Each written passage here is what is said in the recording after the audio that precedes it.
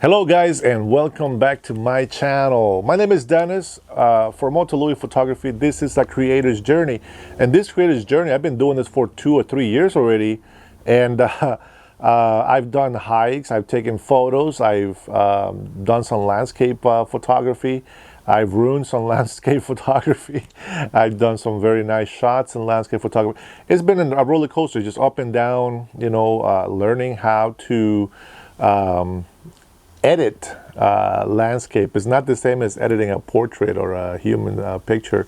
It's a little bit different, and so it's been a roller coaster for me. I've done some reviews on some of the food that I've tasted. I've gone down to Honduras, to Samoa. I've done some blogs in there, not the best ones, just something that you're trying out.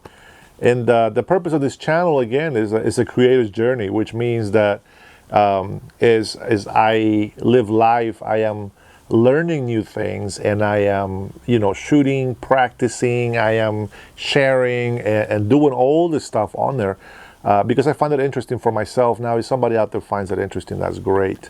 Share this video and hit the like button and subscribe. I need subscribers, apparently. It's important in YouTube. And what's really weird is that I think, like many people, you start a YouTube channel just sharing stuff because you want to share it, and eventually you find the need that you might need some income from that. And so now I'm hoping that going forward in the future, who knows, maybe I start getting more subscribers and getting more likes, and maybe someday start making some money in YouTube. But today's update is I have been working on a project. I've been telling you guys I've been working on a project. And one of those things is, as I'm going to show you here in the video, I have this vinyl cutter. It was actually kind of difficult to learn how to use, but I think I've almost mastered it. There's still some things that I'm working on, but the vinyl cutter's purpose is because I want to make shirts. I want to print shirts. I want to do some heat transfer vinyl onto shirts, pants. Who knows? Maybe this hat. One day I'm going to put something on it. This logo right here, my Moto Louis Photography with the camera here, I've made this. Very proud. And I also have a shirt. And the shirt that I have inside is made with plastisol paint, which means that it's ink that they print on paper. I ordered those and then I put them on the shirt and then I sell it. I'm also doing with the vinyl print. That's a little bit different. I think the vinyl printing is a little bit more expensive, I think, but not much. I'm selling shirts for 12, 15 bucks. The vinyl shirts I probably sell between 20 bucks, $15, $20. And then also you have sweaters like this, which are not too expensive at the store, but you can get this sweater. I think I pay like 15 bucks. So with the cost of the vinyl, the shipping, the label that I put on there, the heat press and all the stuff that I use, I think that this sweater will probably go about maybe 25 bucks. It's not bad. It's not too expensive, and I think people can afford it. And that's one way of making income for me. So, I've been working a lot on shirts. I have wasted a lot of shirts. I have wasted a lot of material. But in the end, I've learned a lot. And it's not as easy as I thought. I thought maybe I go get some, before I started thinking about the business wise, I thought I go to the store and get some heat transfer paper and then I'll print on my printer and I will make shirts, right, for myself. And I find that the quality sucks, man. It really sucks. I'm just like, I can't believe that ignorance is bliss. I made some shirts for a school meeting here in Seattle for my Samoan Usos, and their classmates had a meeting here in Seattle, and I made some shirts for them with their logo. Well, the shirt it was a last minute thing. I've never done anything like that before, so it was interesting. We knocked out like 36 shirts. We ended up doubling that because we didn't like the way the first ones came out. So we went and ordered more material, and then we made new shirts. Now, granted, the pictures that we took, you know, the shirts look nice. They look okay. But let me show you the difference. I'm going to show you a picture of the shirt of one of the students, not the face. I'm just going to zoom it in, crop it out, and I'm going to show you a picture of a shirt with the logo that I printed of the heat transfer paper printed on the printer, you know, the regular printer. And I'm going to show you this real quick. So this shirt, I made it with vinyl, right? So this is their logo. I don't know if you can see that good there. All right, this is their school logo. Now, I will have to disclaim here, put a disclaimer. The logo, it's everything but the banner on the bottom. It's the original logo, the way that it looked like back in 2004. And so, as you can see, the picture from the screen print that I did on the printer with the, it wasn't cheap, it was actually kind of expensive paper. It looks okay, you know, but then you wash it a few times and then it starts losing quality, and then, you know, all goes down the drain from there. To where the one that I just showed you on the t-shirt, I mean, you wash that thing over and over and it still looks perfect, you know. I mean, the shirt will degrade before the vinyl will degrade. That's how good that is. So there is the differences between the two things that I've been looking at. Also, the design that I have. Okay, so the design that I have is this one, right? And you know, everybody can have whatever they want. If you want to custom make a shirt, you can. You know, I mean, I'm sure you guys know a lot of places to do it, but this is what I'm starting to do myself. And so this is. I'm laughing because I'm gonna show you a couple of things that I've done. Okay, now. I don't know how many out there know what The Predator is. And it's a badass movie. The first one was made with Arnold Schwarzenegger and a great cast. Every actor in there was wonderful. I'm a fan of Predator. So with that being said, I made this shirt for me. And I put red in the back just to make it different. But it says over here. Now, if you have watched Predator, you will know that there's a part where the Predator always replays what he hears the humans say, and then one of them is, over here. So that's what that is. And then the other one I made this one. These ones are already pre-made. I just have to order the sheets, and then I can print them on. So shirts like this, depending on the size, you know, the shirts are probably like maybe $3 to $5, right, for the shirt. Some people are out announcing it for like $1 something. I don't know where to get it, but the shirts are like $3 to $5 for the cheap shirts. And then the material, it's like I think I ordered 11 sheets for like $80. It's very expensive because I'm not ordering bulk. So you're looking like, it's like $10 per sheet. And with that big design, what I did is I cut that in half because I feel like maybe sometimes people don't want the whole big, paper on or the design on. And so I think it looked better with just half. But here, let me show you an example so you guys know what I'm talking about. So here's another sweater that I made. So this one just has half of the design, and I think that's perfect. You don't need anything else. You know what I mean? That's great. It has a full message, and that's what we're looking at.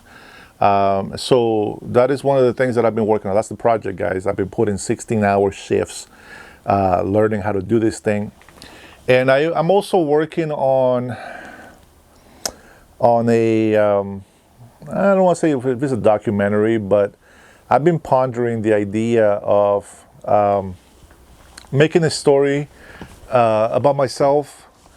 And it's not to be like, oh, I'm important. It's not, but I don't know if many of you have noticed or know. I have ADHD, and it's very hard to control, especially because I don't do any drugs and stuff like that. And it becomes very difficult for me. If you don't know what it is, I'm going to give you an example of how it is to have ADD. You ever like you just started wondering or just thinking about something? Let's say, for example, you're thinking about going to the store and buying a shirt, right? That's what you're thinking. For a person that has ADD,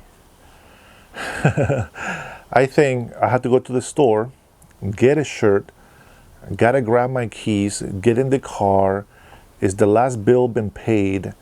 I wonder what else I can do as a business. I wonder if I learn to do something new.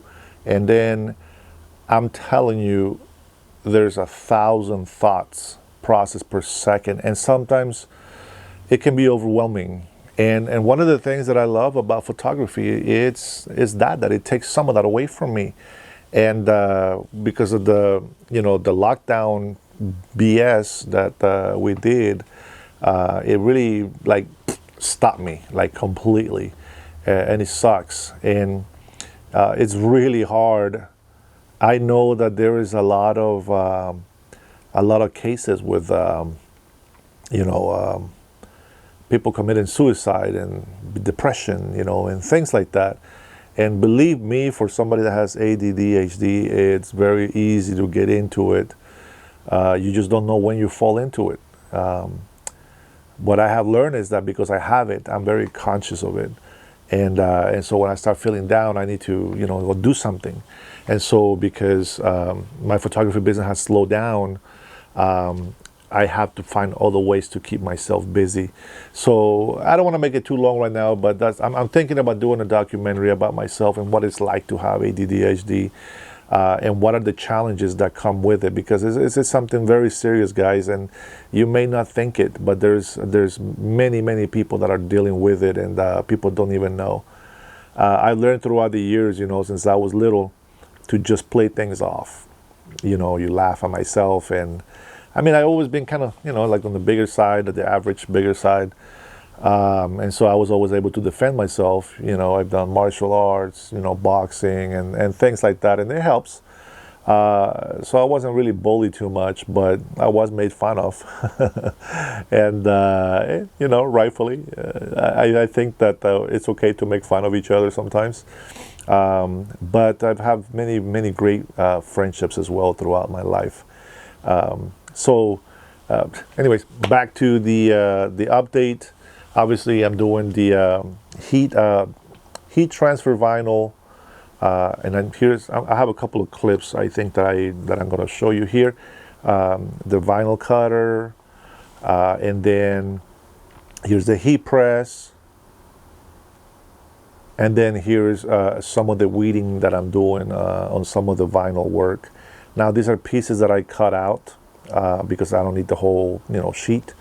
But for this particular design, I want to use 3 colors, and so I had to cut 3 different pieces of 3 different vinyls. And I'm going to show you, I think I have it in here somewhere, hold on. Okay, so this is what I'm talking about. I made this is for my sister-in-law. She has a French poodle, and I forget what the little one is called, but I mean, you guys can kind of tell what it is from the silhouettes. But I'm going to show you this one because, I mean, it's one of those things too where, like, this is a gift, but I wouldn't give this one to her. I don't know if you can see that. I don't like the way the texture on the vinyl came out, and the reason for that is because I think the heat press was too hot.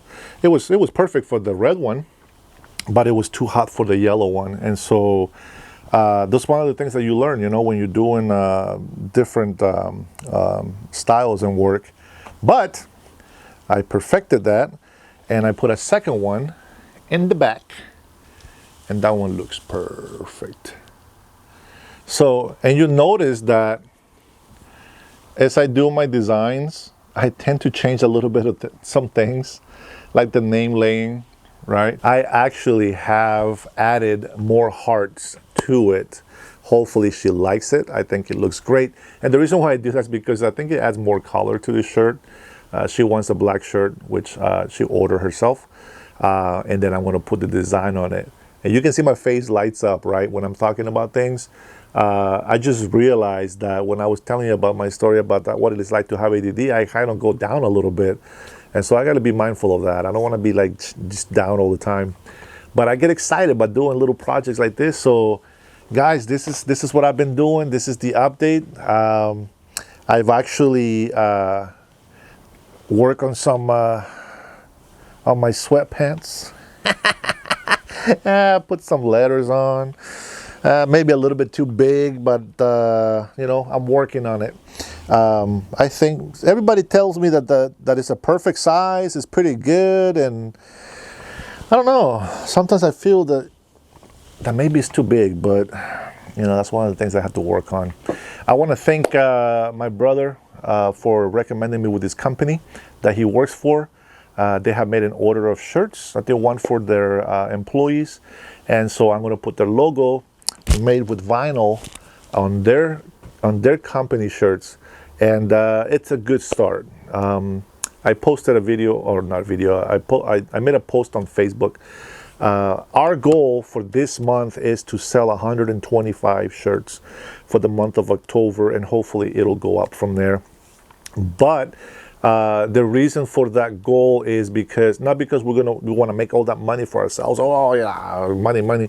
It's great, right? Once we start making money as revenue and start taking care of the kids and buying food and paying bills, I mean, that's the whole goal of having your own business. You don't want to have your own business to be a charity. I can't be a charity. I can't afford to be a charity. If I had lots of money, if I was a millionaire, believe me, I would be helping a lot of people. But the goal for 125 shirts is because it's going to allow us to buy a better heat press.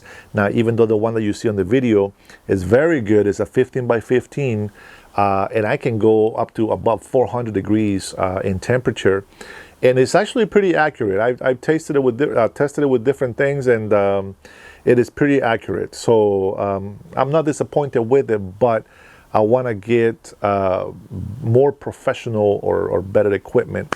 I know, right? Just like the camera, you know, honestly, back to camera stuff. This is the 85 millimeter, the f1.4 Samyang lens that I showed you guys before, and this is the R6. I'm recording on the R6 with the 24-70. But here's the thing. I miss my 5D Mark II. I've had it for a few years, and I miss it. You will say, why? But you have the R6. Oh, why you miss the 5D Mark II? Well, I'm gonna tell you something. The 5D Mark II was more of a manual camera, and I didn't have to, you know, fiddle with menus to turn off autofocus and this and that, you know, in the camera and on the lens. It was just, you turn off the autofocus on the lens, done. It's not going to refocus. It doesn't autofocus, so it's not going to refocus unless you try to focus. And for landscape photography, yeah, I miss that camera. I'm not disappointed. I mean, the R6 does a good job, you know, and I do make a dedicated body to do the landscape photography. So either the night before, or if I get to the location early enough, I will go ahead and set up the one camera just for picture purposes, and then I'll record with the R6, which I'm still working on, trying to get a few more lens. I do want to get better lens. There is another goal, right, with photography. I'm not giving up photography. I love photography. As a matter of fact, if I'm not taking pictures, I actually get depressed. So sometimes I just force myself to get out, even if it's a location that I've been to like 500 times. I need to go out there and take pictures of something, you know, tip of a rock, a leaf, a branch, something. But I need to go and take pictures. So yeah, that's all my rambling, you know. And I mentioned the 5D Mark II because I miss it. I really do miss it. But the point is, I have an R6, which is supposed to be an upgraded level camera, more professional. 5D Mark II is perfectly professional camera. I don't care what nobody says. That's a beautiful camera. I love it and I miss it. But I gave it to the right person. And as long as they put it to good use, I am happy. Now, with that being said, the heat press that I have does the job just fine. It's one of those things to where, like, you know, I got the R6 so that I can do for the wedding photography. It will help me with autofocusing on, you know, looking for the face and, you know, good low light quality, etc. I can do weddings, which I've done weddings with the 5D Mark II perfectly, just perfectly fine, no problem. It was a little bit more challenge on lower light situations, but it was a perfectly good camera, and people love the photos, so I was very happy with it.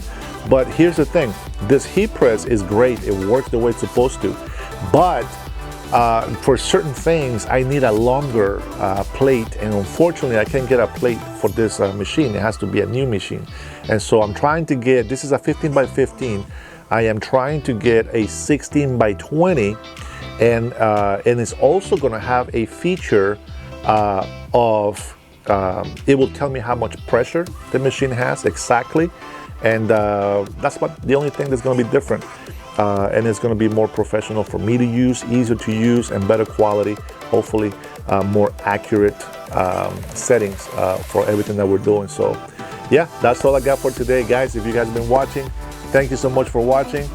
Till next time, you guys be blessed. Peace.